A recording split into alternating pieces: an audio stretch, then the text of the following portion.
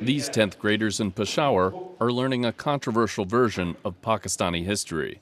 In their recently printed social studies textbooks, they read that Pakistan is only for Muslims and that India is its enemy. India cannot be Pakistan's friend. India has its own religions, but Islam needs a separate country.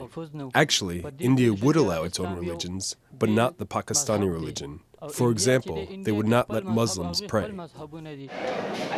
Those are not the only contentious points in the students' textbooks.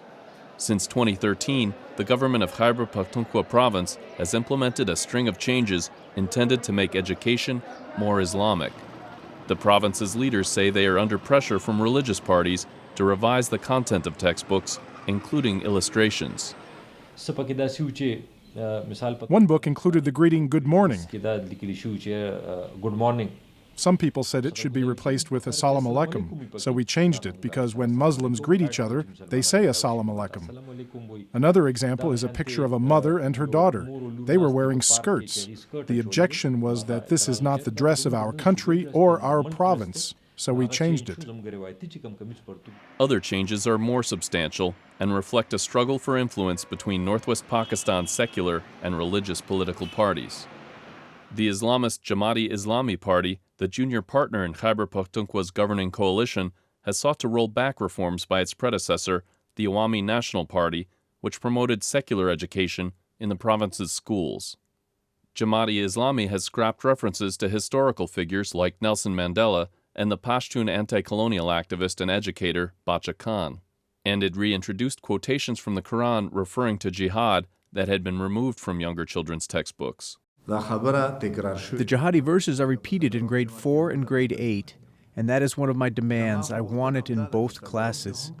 The so-called Pashtun nationalists object that their children are learning about jihad. They tell me not to talk about jihad at a time like this. I will talk about jihad in times of peace and in times of war. There will always be discussion of jihad. That approach has provoked a backlash from some parents and scholars. Pervez Hoodbhoy, a physicist, social scientist, and writer, fears that too much ideology in the classroom is harming both children and the country. They are also things that inspire militancy and jihad. And yet there is no public outcry. Why? Because in their books, students have been given this kind of way of thinking.